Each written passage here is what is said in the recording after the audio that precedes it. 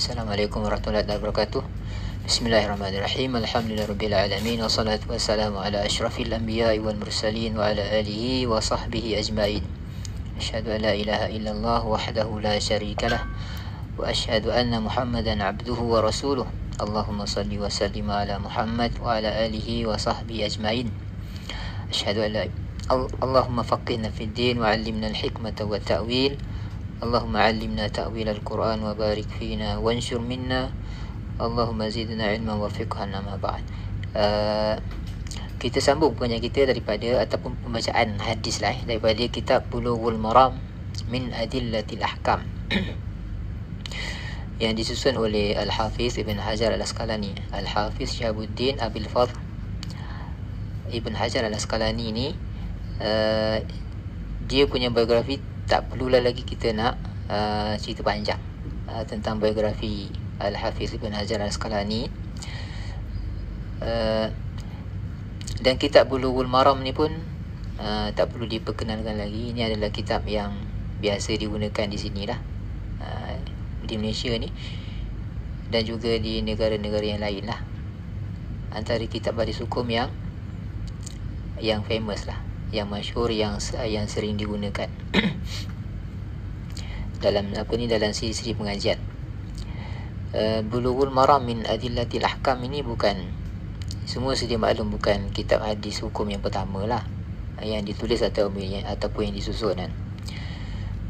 Jadi dalam dalam kategori sumber hadis, Bulughul Maram ini adalah sumber sekunder lah yang mengandungi hadis-hadis hukum daripada sumber sekunder. Maksudnya penulisnya tidak menyebut sanad beliau sendirilah dalam buku ni kan. Beliau mengumpulkan hadis-hadis tanpa menyebut sanad, hanya berpada dengan rawi ala saja. Dan ada banyak buku hadis hukum yang begini. Al-Hafiz Ibn Hajar penerus saja kan, penerus bagi generasi sebelum dia. Jadi sebelum Al-Hafiz Ibn Hajar Al-Asqalani menulis Bulughul Maram, ada ramailah ulama yang mengumpul hadis hukum macam yang kita sebut dalam sesi lepas kan.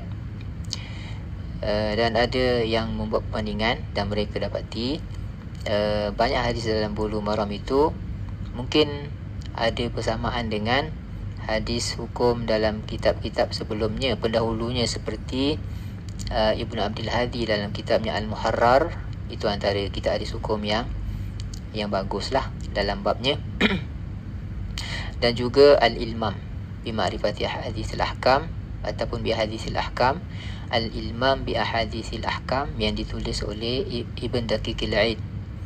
Ibn Daqiqil Aid itu pun antara kitab hadis hukum yang baik dalam babnya. Dan sebelum ni kita ada sebut tentang kitab hadis hukum yang ditulis oleh guru beliau sendiri, iaitu Taqribul Asanid wa Tartibul Masanid, iaitu ditulis oleh Al-Hafiz Al-Iraqi. Dan Taqribul Asanid wa Tartibul Masanid itu ditulis dengan satu tujuan lain selain daripada untuk mengumpulkan hadis hukum. Tujuan lainnya adalah untuk memudahkan kita mengingat sanad kan? Jadi di samping kita mengetahui hadis hukum, kita boleh mengingat sanad hadis tersebut kan, daripada sahabat-sahabat Nabi yang meriwayatkan hadis tersebut. Jadi sebab tu dia dinamakan sebagai Taqrib Al-Asanid, nak mendekatkan kita kepada sanad sahabat yang meriwayatkan hadis tersebut. Dan kitab Taqribul Asanid itu disyarah kan? Dan ada syarahnya, dan syarahnya meluas muwassa', syarhun muwassa' yang judulnya Tarhut Tathrib. Tarhut Tathrib ni syarah kitab hadis yang besar jugalah. Bulughul Maram ni antara kitab hadis hukum yang banyak juga syarah dia kan. Yang famous tu adalah Subulus Salam yang ramai orang rujuk lah, yang ditulis oleh Ibn Al-Amir As-San'ani. Selain daripada tu ada lagi lah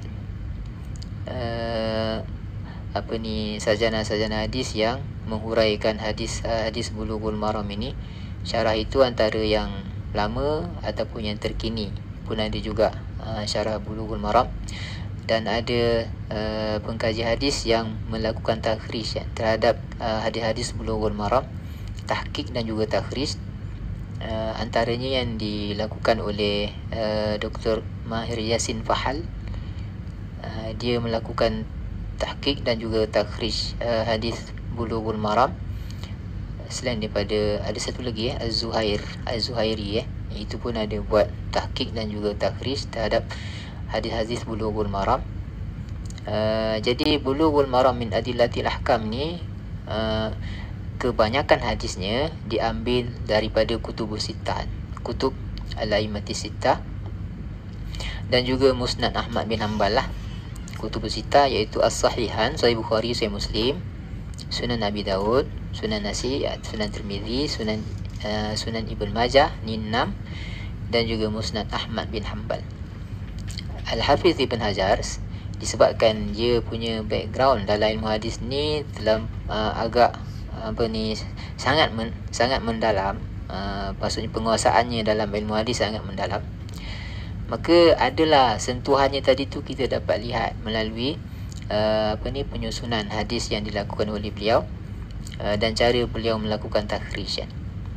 Jadi kita akan tengok sikit. Kita nak baca kitab hadis daripada kitab Al-Jami', tapi sebelum tu kita nak tengok kepada mukadimah yang ditulis oleh Ibn Hajar al-Asqalani. Beliau berkata, Bismillahirrahmanirrahim, Alhamdulillahi ala ni'amihi al-zahirati wal-batinah, qadiman wa haditha, wassalatu wassalamu ala nabiyyihi wa rasulihi Muhammadin wa alihi wa sahbihi alladhina saru fi nusrati dinihi sayran hasitha, wa ala athba'ihim alladhina warithu ilmahum, wal ulama'u warathatul anbiya'i akrim bihim warithan wa mawruthan, amma ba'd.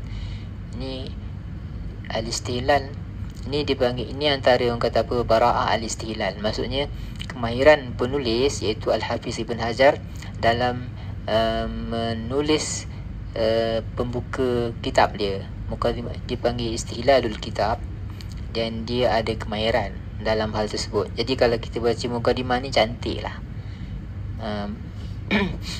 Dia punya mukadimah tu cantik, kan? Macam biasa ada tahmid, ada selawat, kemudian dia ada sebut hadis kat situ, kan? Dia ada sebut hadis kat situ, wal ulama'u warathatul anbiya'i akrim bihi warithan wa mawrutha, dan ada uslub ta'ajub dekat situ, kan? Akrim bihi warithan wa mawruthan, maksudnya alangkah bagusnya mereka itu sebagai pewaris Nabi dan golongan yang diwarisi ilmu mereka, kan?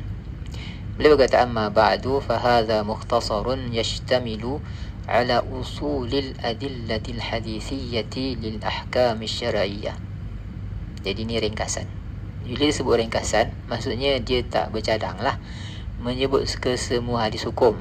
Dia hanya menyebut yang penting saja, mukhtasar, hadis-hadis hukum yang penting yang bagi beliau adalah hadis al-bab ataupun hadis utama dalam sesuatu bab hukum. Jadi ringkas, merangkumi usul al-adillatil hadithiyah. Usul saja. Usul kat sini maksudnya hadis yang menjadi hujah lah di sisi fuqaha dalam sesebuah hukum. Itu masuk usul al-adillatil hadithiyah lil ahkam asy-syar'iyyah. Harartuhu tahriran balighan liyasira man yahfazuhu baina aqranihi nabighan wa yasta'inu bihi talibul mubtadi wala yastaghni anhu ar-raghibul muntahi. Jadi dia tulis ini, dia beritahu tujuan dia menulis ataupun mengumpul hadis-hadis hukum dalam kitab Bulughul Maram ni. Dia tulis ataupun dia kumpul hadis hukum dalam kitab Bulughul Maram ni tujuannya supaya dapat diingat dan dihafal oleh penuntut ilmu.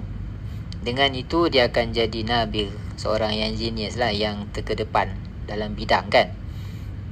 Jadi pelajar dari kategori ataupun kalangan pendahulu, dalam kalangan pemula, beginner, kan? Golongan pemula yang mula-mula, orang kata apa, menceburkan diri dalam bidang pengajian dan keilmuan ni, boleh ambil manfaat daripada buku ni sesuai. Dia kata macam tu kan. Untuk menjadi mahir. Wala yastaghni anhu ar-raghibul muntahi. Tapi orang yang dah mahir dah, al-muntahi, yang dah sampai ke peringkat yang paling tinggi dalam pengetahuan, masih lagi tidak boleh meninggalkan buku ini. Maksudnya buku ini boleh dimanfaatkan oleh golongan pemula dan golongan yang sudah berkemahiran tinggi.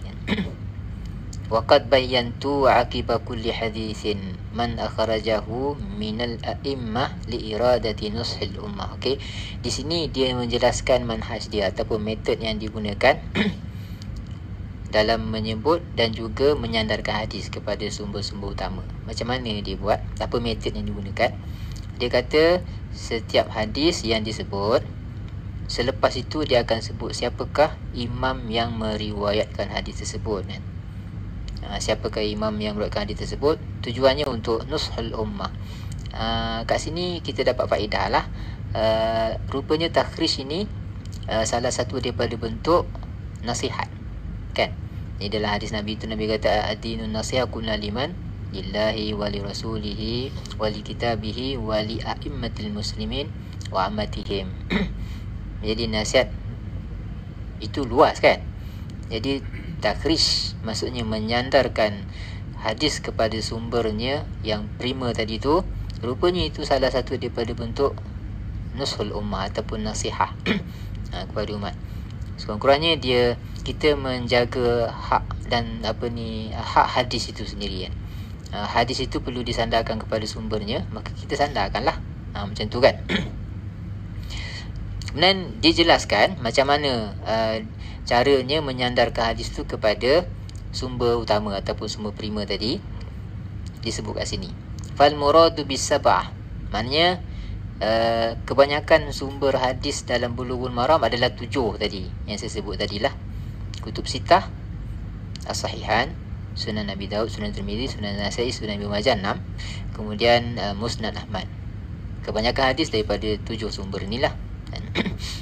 Dia kata kalau hadis itu diriwayatkan oleh ke-7 sumber ini, ke-7 imam ini, maka dia akan sebut asal. Dia kata fal muradu bisa. Kalau disebut as-sab'ah, selepas disebut hadis, maka disebut perkataan as-sab'ah, 7, kan?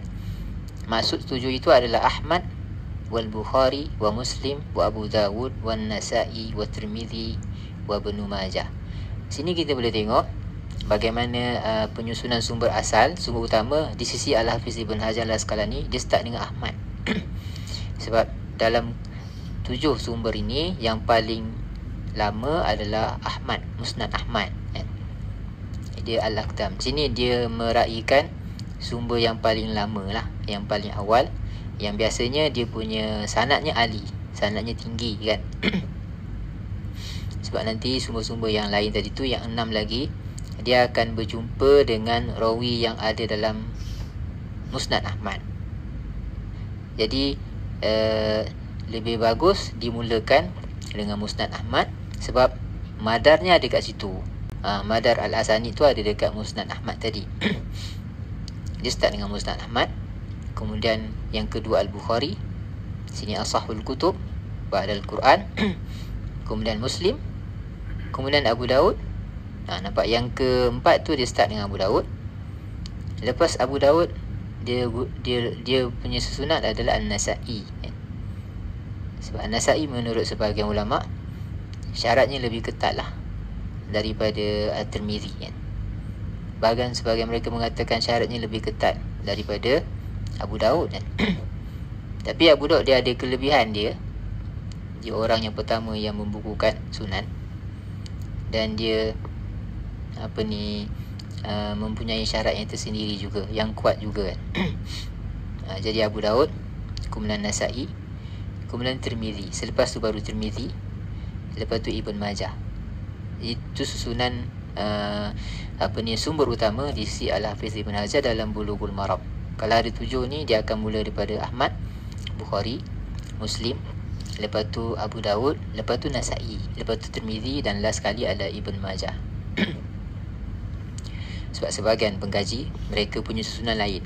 Mereka akan start, contohnya selepas daripada Imam Ahmad, mereka akan start selepas itu Bukhari, Muslim, Abu Daud, Tirmizi, lepas tu Nasai, lepas tu Ibn Majah. Sebahagian pengkaji lain lagi, selepas daripada Imam Ahmad, kemudian Bukhari, Muslim, Tirmizi, Abu Daud, Nasai, Ibn Majah. Jadi antara Tirmizi dengan Nasai ni dia bertukar, dia ada bertukar-tukar tempat. Ibn Majah memang kat bawah lah. Abu Daud kebanyakannya ketiga dan ada masa keempat. Nasai ada juga, menurut sebahagian pengkaji, mereka susun lain. Mereka start daripada Bukhari, Muslim, kemudian Nasai, lepas tu baru Abu Daud, lepas tu baru Tirmizi, lepas tu baru Ibn Majah. Ada juga yang begitu kan. Jadi ni susunan ni mengikut pandangan ataupun pertimbangan masing-masing pengkaji lah. Metod Ibn Hajar macam yang kita baca ni, start daripada Ahmad, Bukhari, Muslim, Abu Daud, Nasai, Tirmizi, Ibn Majah. Itu metod metod Ibn Hajar dalam skala ni, dalam Bulughul Maram. Ni kenapa macam ni? Dalam pelaporan takhrij penting menyusun sumber ini, mengikut keutamaan dia. Jika tidak, takhrij itu kelihatan janggal lah, janggal dan cacat. Kita tidak meraihkan keutamaan dalam menyusun sumber utama, yang itu penting di sisi ulama hadis ataupun pengkaji hadis. Kemudian dia kata lagi, itu kalau 7 Kemudian dia kata wabis sittah, kalau selepas dia menyebut hadis disebut rawahus sittah. Tadi kalau dia kata rawahus sab'ah, semua itulah. Kalau dia kata rawahus sittah, apakah yang dimaksudkan dengan sittah tadi tu? Semua yang di atas yang disebut tadi, melainkan Imam Ahmad, maksudnya kutubus sittah lah kan. Kemudian dia kata lagi wabil khamsah, kalau dia kata rawahul khamsah, apakah yang dimaksudkan dengan khamsah? Semua yang telah disebut sebelum ni, melainkan 3 yang awal lah, Ahmad, Bukhari,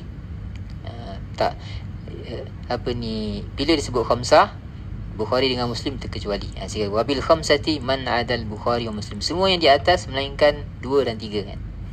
Sittah melainkan Ahmad.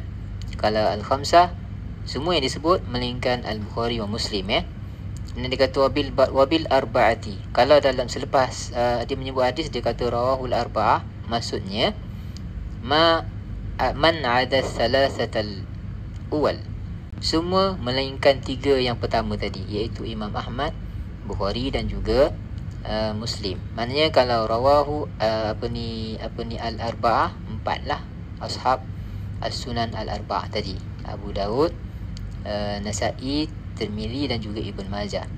Wabis salasah, kalau dia sebut selepas menyebut hadis disebut rawu salasah, dia kata man adahum wal akhir, selain daripada yang disebut tadi tu, 3 tadi tu terkeluar, dan juga yang last iaitu Ibn Majah macam tu kan.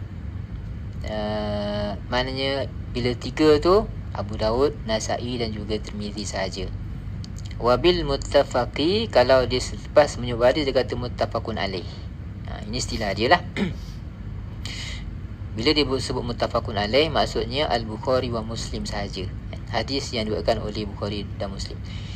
Tapi bukanlah maknanya kalau sebut muttafaqun alaih, hadis tu hanya dalam Bukhari Muslim.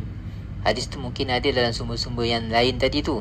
Cuma hadis tu ada dalam Bukhari Muslim. Bila ada dalam Bukhari Muslim, dia akan guna lafaz lain, dia akan guna istilah muttafaqun alaih. Macam tu.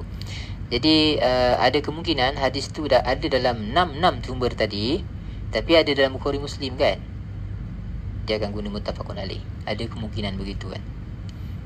Dan muttafaqun alaih ni kita sedia maklum, kalau kita belajar ulumul hadis, dia merupakan darjat hadis sahih yang paling tinggi lah kan.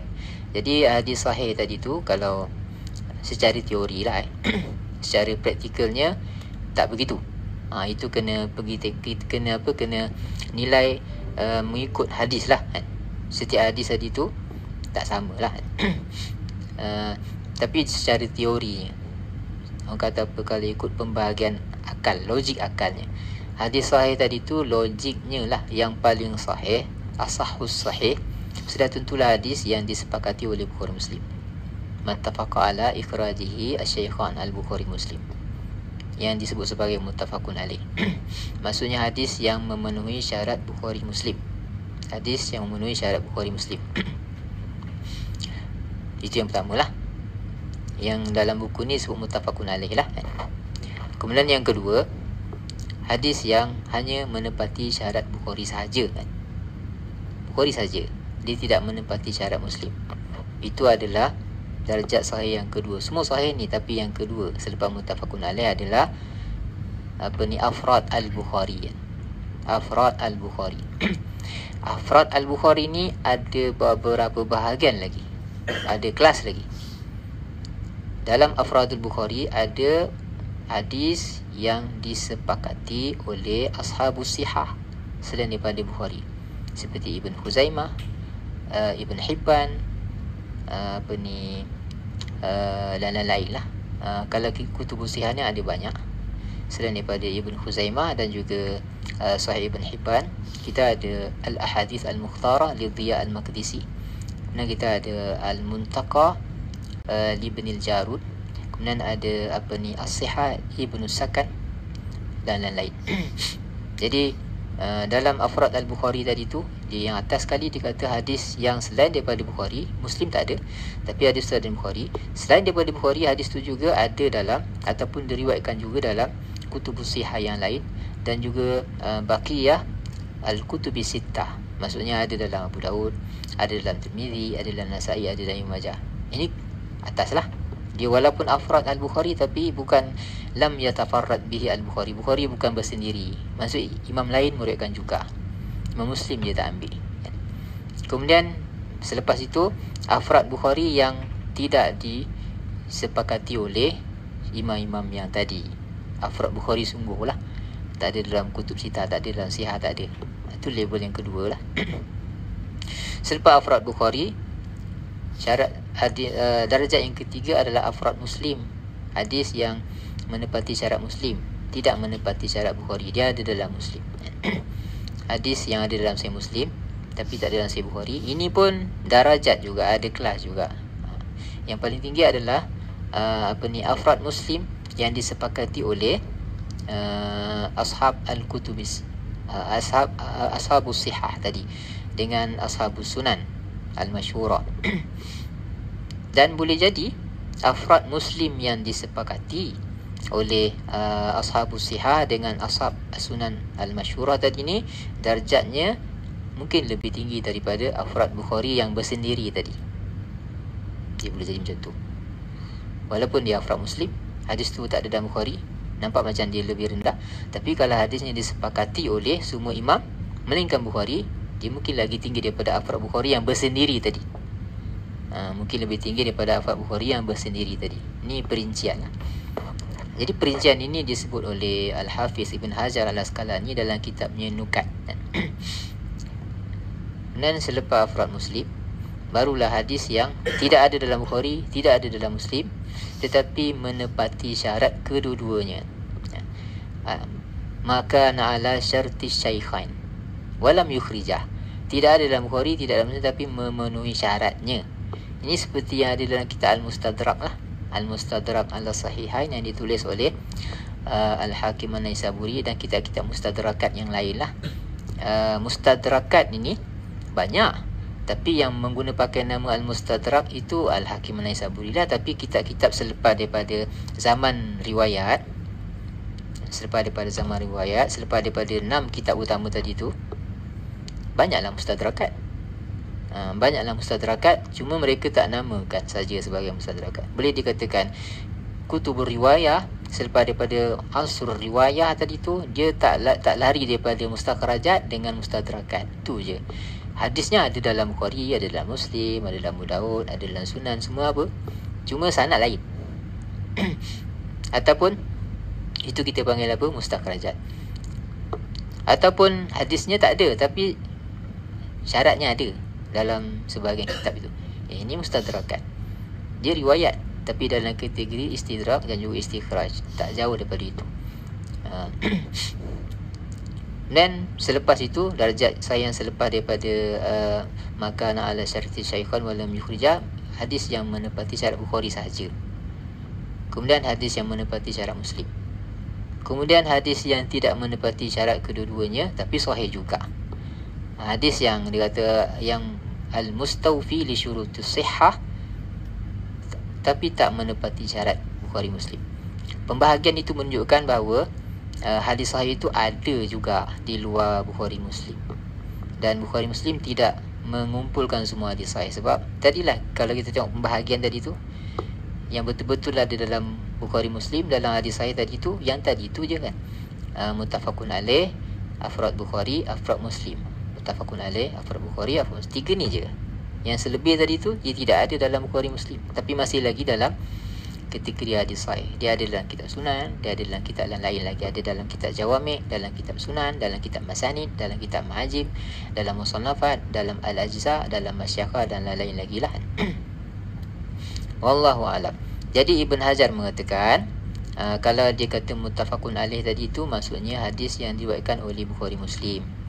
Dia kata waqad la azkuru ma'ahuma ghairahuma. Boleh jadi bila hadis tu ada dalam Bukhari Muslim, aku tak sebut dah yang lain-lain. Yang 5 lagi tu aku tak sebut. Cukup dengan 2 tu je. Maknanya kalau nanti kita jumpa hadis, kita dapati hadis tu bukan dalam Bukhari Muslim je, ada dalam Musnad Ahmad. Kenapa dia tak guna Sab'ah contohnya kan? Dia dah beritahu kat sini. Adakah dia menyalahi metod? Dia tidak menyalahi metod, sebab dia dah beritahu kalau hadis tu ada dalam Bukhari Muslim, kadang-kadang dia hanya sebut Bukhari Muslim saja. Walaupun hadis tu ada juga dalam Musnad Ahmad, ada juga dalam Sunan Abi Daud, ada dalam Sunan Tirmizi, Sunan Nasa'i, Sunan Ibnu Majah, ada. Tapi sebabkan hadis tu ada dalam Bukhari Muslim, dia tak sebut yang lain-lain tu kan.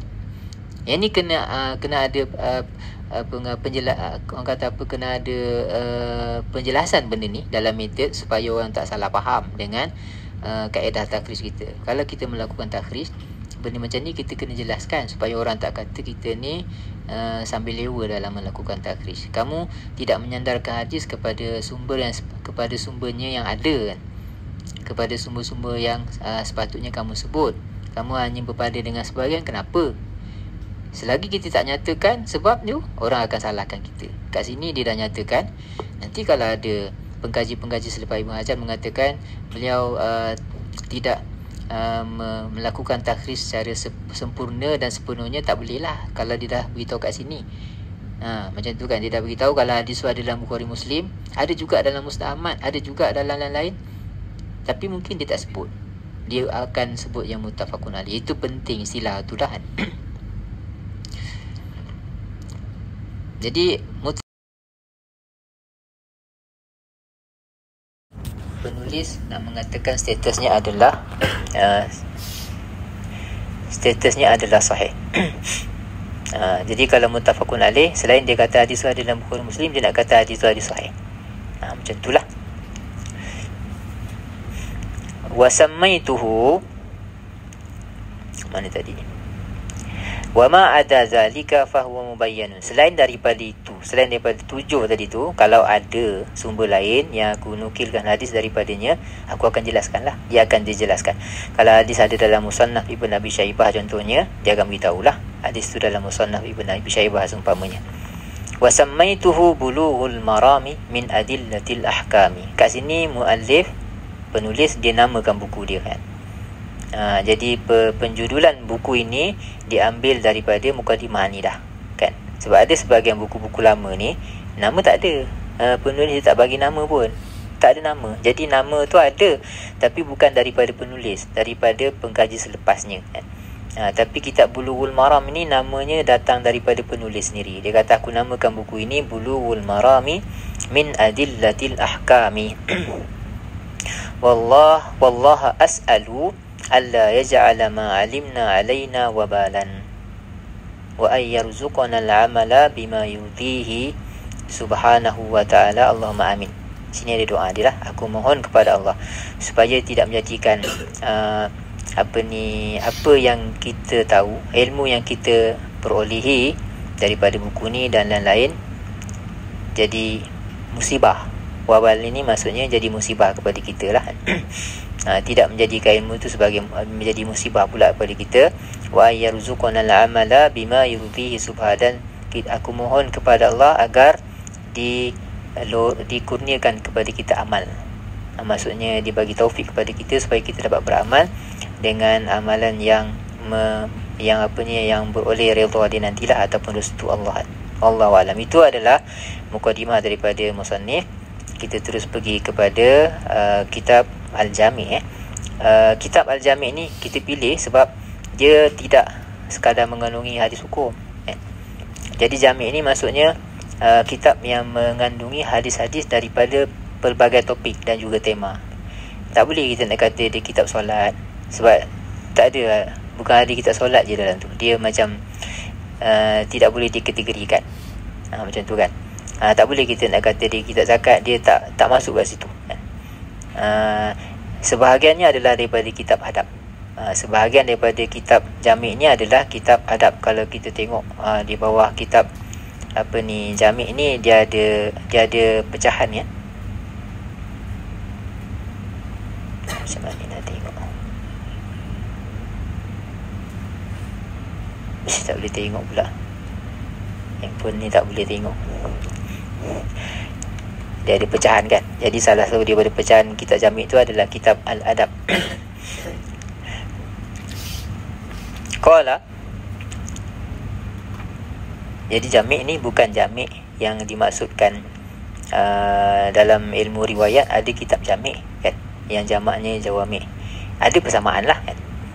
Yang Jami' tadi tu contohnya Sahih Bukhari, sebab dia merangkumi hadis. Dia mengandungi hadis daripada pelbagai bab yang kemudiannya disebut oleh pengkaji yang kemudian pelbagai bab tu kalau kita teliti dia mengandungi 7 ataupun 8 tema utama lah kan. Jadi 8 tema utama tu salah satu daripadanya adalah kitab hukum kan, selain daripada kitab-kitab yang lain kan. Jadi kitab tafsir dekat situ, kitab akidah dekat situ, kitab Siyar Maghazi dekat situ, kitab fitan dekat situ kan. Riqaq dekat situ kan. Kitab adab dekat situ, Syama'il pun kat situ. Jadi 7 ataupun 8 kitab tadi tu. Jadi salah satunya adalah kitab adab kan. Jadi kitab Jami' ni dia nak beritahu dia lebih kurang macam tu. Tapi hadisnya tidaklah seperti kitab Al-Jami' yang dalam hadis kitab Jami' tu ada hukum. Ini kitab hukum dia dah asingkan. Yang ini tak termasuk hadis dalam kitab hukum. Walaupun hadis yang kita baca nanti ni ada juga hukum. Sebab dalam Islam kan, adab ni merangkumi semua hal kan. Adab ni merangkumi hubungan kita dengan Tuhan, hubungan kita dengan diri kita dan hubungan kita dengan manusia. Jadi hubungan kita dengan Tuhan tu adalah hukum dia kan. Hubungan kita dengan manusia lagilah banyak hukum dia kan. Hubungan kita dengan Tuhan kat situ ada ibadat. Ibadat ada hukum dia kan. Hubungan kita dengan diri kita sendiri pun ada juga terkait dengan dengan hukum kan. Dan hubungan kita dengan manusia lagilah banyak, ini muamalat. Semua itu boleh dicakupkan dalam istilah adab tadi kan. Sebab adab tadi tu maksudnya benda yang baik kan. Allahu a'lam. Jadi nanti kita baca kat dalam kitab adab ni ada juga hukum. Itu tak pelik lah. Qala babul adab an Abi Hurairah radhiyallahu anhu qala Rasulullah sallallahu alaihi wasallam haqqul muslimi 'alal muslimi sittun idza laqitahu fasallim alaihi wa idza da'aka fa'ajibhu wa idza istansahaka fansahhu wa idza 'atasa fahamidallaha fashammithu wa idza marida fa'utuhu wa idza mata fatba'hu. Rawahu Muslim. Daripada Abu Hurairah radhiyallahu anhu, beliau berkata, Rasulullah sallallahu alaihi wasallam bersabda. Abu Hurairah ini Abdurrahman bin Sakhar lah, itu nama yang famous dia lah, Ad-Dawsi. Beliau berkata, Rasulullah SAW bersabda, haqqul muslimi 'alal muslimi sittun. Hak orang Islam ke atas orang Islam itu ada 6. 6 tu apa? Dia kata, pertama, idza laqitahu fasallim alaih. Yang pertama, jika engkau berjumpa dengannya, maka berilah salam kepadanya. Ini yang pertama, memberi salam. Wa idza da'aka fa'ajibuhu. Yang kedua, apabila dia mengundang kamu ke majlis dia, maka penuhilah undangannya. Ini yang kedua. Yang ketiga, wa idza stansahaka fansahhu.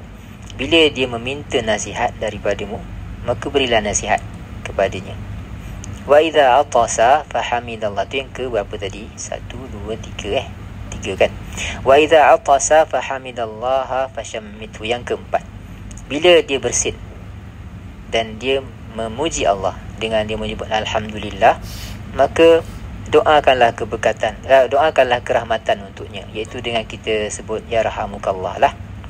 Wa idza marida, dan bila dia sakit, ni yang kelima, maka ziarahilah dia. Wa idza mata, dan bila dia meninggal dunia, maka iringilah jenazahnya. Hadis riwayat Muslim. Disebut kat sini rawahu Muslim. Seolah-olah hadis ni tidak ada dalam sumber-sumber yang lain. Nanti kita tengok First kita tengok dulu yang 4 takhrij ni sebelum kita pergi kepada lafaz-lafaz hadis ni. Hadis ni Ibn Hajar mengatakan hadis riwayat Muslim. Lafaz seperti ini selain daripada Imam Muslim juga diriwayatkan oleh Imam Ahmad. Juga diriwayatkan oleh Imam Ahmad dalam musnadnya lah. Dalam Sahih Muslim dan juga Musnad Ahmad, kalau kita rujuk, kita akan dapati ada lafaz lain selain daripada yang disebutkan di sini. Lafaz lain tu, contoh, lafaz lain tu macam ni. Nabi sebut sallallahu alaihi wasallam, haqqul muslimi 'alal muslimi sittun qila wa ma hiya ya Rasulullah, au wa ma hunna ya Rasulullah. Sahabat tanya ataupun qalu wa ma hunna ya Rasulullah. Sahabat bertanya ataupun ditanya kepada Nabi, 6 tu apa? Ada soalan. Dalam teks asal lah, dalam Sahih Muslim dan juga dalam Musnad Ahmad ada soalan tu. Lepas Nabi kata hak Muslim ke atas Muslim tu 6, sahabat tanya 6 tu apa? Lepas tu baru Nabi jawab. Macam tu kan. Mungkin ni tak penting lah, apa ni lafaz ini. Tapi dalam kata apa, dalam bab taklim, pendidikan, mungkin ada faedah kat situ. Soal jawab tu ada faedah kan. Selepas tu barulah Nabi kata idza laqitahu fasallim alaihi. Saya tak pasti kenapa Ibn Hajar Al-Asqalani tak masukkan lafaz tu dalam teks ni. Mungkin dia mengikut pendahulu dia yang telah pun memasukkan hadis ini dalam buku mereka dengan lafaz yang bukan asal tadi. Jadi diikut. Macam tu kan. Mungkin sebab itu. Kemudian selain daripada Imam Ahmad, tadi Muslim kan, sini Ibn Hajar kata hadis riwayat Muslim. Selain daripada Imam Ahmad, hadis ni juga ada dalam Bukhari, ada dalam Abu Daud, Sunan Abu Daud, ada dalam Sunan Tirmizi, ada dalam Sunan Nasa'i, ada dalam Sunan Ibn Majah. Tapi lafaznya tak sama seperti yang di sini. Mungkin itu sebabnya kenapa Al-Hafiz Ibn Hajar tidak sandarkan hadis ni kepada mereka, sebab dia melihat kepada lafaz. Lafaz ini mirip dengan lafaz yang ada dalam Sahih Muslim dan juga Musnad Ahmad. Maka dia sandarkan kepada Muslim sahaja. Dia tak sandarkan kepada Musnad Ahmad tadi. Sebab Muslim dah cukup lah. Bila disebut hadis itu riwayat Muslim, dah cukup untuk memberi gambaran tentang status hadis tersebut kan. Tapi hadis ni ada dalam lain-lain tadi kan. Maknanya hadis ini hadis yang disepakati kan, oleh oleh ashab al-kutub sittah, dan juga hadis yang ada dalam Musnad Ahmad. Jadi statusnya sahih. Cuma lafaznya ada lebih daripada satu kan. Kalau kita melihat kepada lafaz yang ada dalam Sahih Bukhari, Imam Bukhari meriwayatkan hadis ni, dan Imam Muslim ada juga meriwayatkan hadis ni dengan lafaz lain. Lafaz lain itu ada dalam Bukhari kan. Hadis ni dengan lafaz yang lain adalah dalam status muttafaqun alaih. Lafaz yang lain tadi tu statusnya muttafaqun alaih. Maksudnya ada dalam Bukhari, ada dalam Muslim, lafaz yang sama. Tapi dia tak ambil yang itu. Imam Ibn Hajar dia tak ambil yang muttafaqun alaih, dia ambil afrad Muslim. Dia bukan afrad lah, lafaz saja. Lafaz itu afrad Muslim dan disetujui oleh Imam Ahmad. Dia letak kat sini. Yang lafaz muttafaqun alaih dia tak letak. Kenapa dia tak ambil yang paling kuat? Sini mungkin dia meraihkan makna lah. Sebab lafaz yang disepakati oleh Bukhari Muslim, yang kita nak tengok metod cara ulama pilih hadis lah. Lafaz yang disepakati oleh Bukhari Muslim tu dia sebut 5 khamsun. 5 hak yang wajib ke atas ke atas Muslim. Sini 6 kan. Dalam Bukhari dia sebut 5. Satu tak ada. Yang satu tu wa iza stansahaka fansahu, itu tak ada dalam Bukhari. Itu juga tak ada dalam Sahih Muslim dengan lafaz yang disepakati Bukhari tadi. Itu hadis pertama dalam kitab yang disebut oleh Imam Muslim. Hadis pertama hadis tu 5. Dan hadis tu juga ada dalam Bukhari. Yang ini hadis ni, lafaz ini hadis maksudnya dalam turutan kitab adab tu yang kedua dalam Sahih Muslim. Sungguh pun dia yang kedua dan dia bukan muttafaqun alaih. Itu yang disebut kat sini. Sini kita nak bagi faham. Dia meraihkan makna, dia tidak meraihkan status. Habis status dia kuat, cukuplah. Tak perlu nak paling kuat, dah kuat cukup. Yang kedua, aku nak tengok makna. Status dah sahih dah, dia bukan paling sahih tapi dah sahih dah. Aku nak tengok makna pula. Makna kat sini ada tambahan. Sini disebut 6, situn. Dalam Bukhari 5. Jadi dalam Bukhari 5 tidak ada perkataan wa idza stansahaka fansahu. Yang kedua, perkataan wa idza stansahaka fansahu itu dalam setengah riwayat itu ada dalam Ahmad, ada dalam Abu Daud dan lain-lain. Dia ungkapkan dengan lafaz yang lain. Wa idza ghaba ayyan sahalahu, wa idza ghaba ayyan sahalahu au syahida. Bila dia tak ada, maka saudara muslimnya menginginkan kebaikan. Ayyan sahalahu tadi tu kita nak terjemah nasihat, tak boleh, tak sesuai. Kita kena terjemah ikut sebahagian daripada lafaz hadis ni. Dia sebut ayyuhibba li akhihi idza ghaba au syahid. Itu lafaz yang ada dalam setengah kutub sitah tadi. Hadis yang sama tapi lafaznya berbeza. Maksudnya bila saudaranya tak ada ataupun ada ke dia nampak, dia akan menginginkan kebaikan untuk saudaranya.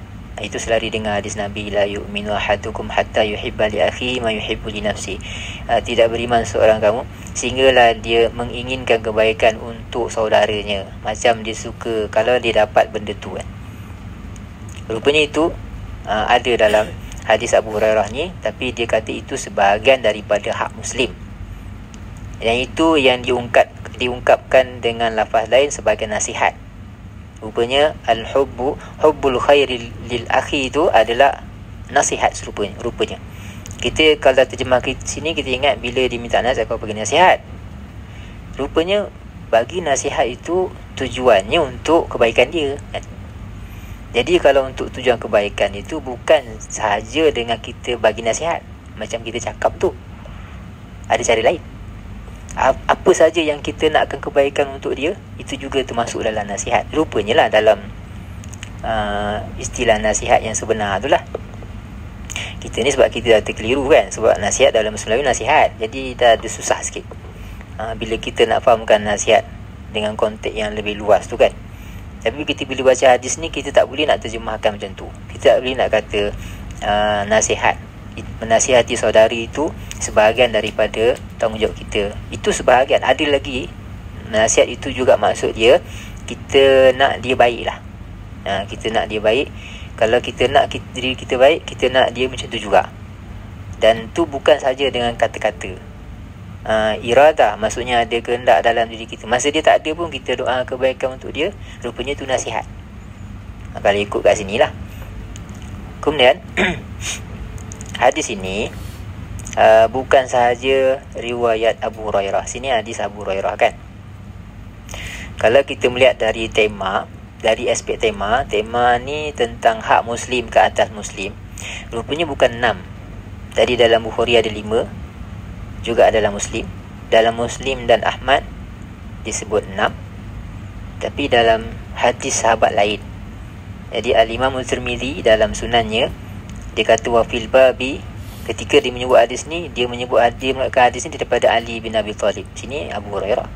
Imam Muslim, Imam Tirmizi dia mengatakan hadis ni daripada Ali bin Abi Talib. Lepas dia mengatakan hadis Ali bin Abi Talib, dia kata wa fil babi an Abi Hurairah. Daripada dalam bab ini, bab yang sama, hadisnya ada daripada Abu Hurairah. Dia kata ada daripada Al-Bara' bin Azib, ada daripada Abu Mas'ud, ada daripada Abu Ayyub Al-Ansari. Jadi selain daripada Abu Hurairah, Ali bin Abi Thalib meriwayatkan hadis yang sama juga. Al-Bara' bin Azib meriwayatkan hadis yang sama juga. Abu Ayyub Al-Ansari meriwayatkan hadis yang sama juga. Abu Mas'ud meriwayatkan hadis yang sama juga, dan juga Abdullah bin Umar meriwayatkan hadis yang sama. Daripada semua lafaz ini, sebahagian daripadanya berstatus sahih, ada yang hasan, ada yang dhaif lah. Hadis Abu Ayyub Al-Ansari contohnya, itu ada dalam Al-Adabul Mufrad yang diriwayatkan oleh Imam Bukhari. Kat situ ada tambahan. Abu Ayyub Al-Ansari dia bermusafir di atas menggunakan kapal lah ni kan. Jadi dalam perjalanan mereka ajak dia makan. Dia tengah puasa kan. Orang ajak dia makan, puasa sunat lah kan. Jadi dia pergi kan. Dia kata, aku puasa masa kau orang ajak aku makan ni, aku puasa. Tapi supaya aku ni tidak tergolong dari kalangan orang yang meninggalkan hak tanggungjawab ke atas saudaranya, maka aku join lah, buka lah puasa. Sebab ni dia kata ijabatul da'wah. Walaupun dalam huraian ulama perincikan maksud ijabatul da'wah tadi tu apa kan. Adakah semua dakwah ataupun walimatun urus saja, kenduri kahwin saja? Mereka ada perincian kat situlah. Tapi ni kisah Abu Ayyub, dia buka puasa. Bila dia buka puasa sebab orang ajak dia tadi tu, dia batalkanlah puasa dia kan. Ada kejadian, ada seorang dari kalangan yang makan tadi tu, dia ambil makanan, tapi ada dalam kalangan mereka ni suka bergurau. Bila orang tu ambil makanan, dia kata jazakallahu khairan, jazakallahu khairan. Asyik orang tu ambil makan, dia kata jazakallahu khairan. Orang tu bengang, macam apa ni, sindi-sindi ni kan. Aku ambil makan ni, kau kata jazakallahu khairan. Dia jadi marah. Mungkin adalah maksud dia tu, dia nak kata jazakallahu khairan tadi tu mungkin berpada-pada lah kau ambil makanan kot agaknya. Tapi dia tak cakap macam tu, dia guna bahasa halus lah. Orang ambil makanan dia kata terima kasih kan. Orang tak makan, terima kasih. Jadi orang tu terasa hati, dia marah lah kan. Dia marah. Bila dia marah, orang yang cakap terima kasih ni, dia mengadu kepada Abu Ayyub Al-Ansari. Dia kata, komen kau apa? Tak ada orang macam ni. Dia ambil makanan, aku kata jazakallahu khairan, dia marah pula. Abu Ayyub berkata, kami kalau tak boleh ubah seseorang dengan baik, kami ubah dengan jahat. Maksudnya kami ubah dengan buruk. Macam tu je kan. Dia tak boleh terima kan kau cakap baik. Kau cakap buruk lah, dia mungkin boleh terima kot kan. Dia tukar. Bila orang tu ambil lagi, dia kata jazakallahu syarran. Bila dia cakap jazakallahu syarran, orang tu tergelak. Kau gurau dia kata, okey aku okey, dia kata. Okey rupanya orang tu kan. Bila dia okey, maka orang tu kata jazallahu Aba Ayyub anna khairan. Sebab bagi nasihat ni, mujarab nasihat engkau ni kan.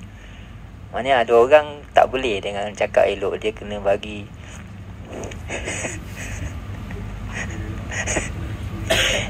Ada orang tak boleh kasar, kena lembut. Ada orang lembut dia tak jadi, dia kena main level 5 kan, baru dia okey macam tu kan. Rupanya macam tu lah kan. Itu kisah Abu Ayyub Al-Ansari ketika dia meriwayatkan hadis ni.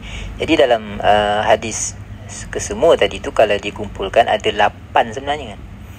Bukan 5, bukan 6. Dalam setengah riwayat sebut 4, ada yang sebut 5, ada yang sebut 6, dan ada yang sebut 8. Ada yang sebut 7 kan. Ada sebut 4, ada sebut 5, ada sebut 6, ada sebut 7. Tapi kalau dikumpulkan ada 8. Jadi selain daripada 6 ni ada 2 lagi. Yang 2 lagi tu adalah nusratul mazlum, membantu orang yang dizalimi. Yang ke-8 adalah ibrarul muqsim. Ibrarul muqsim maksudnya memudahkan orang yang bersumpah untuk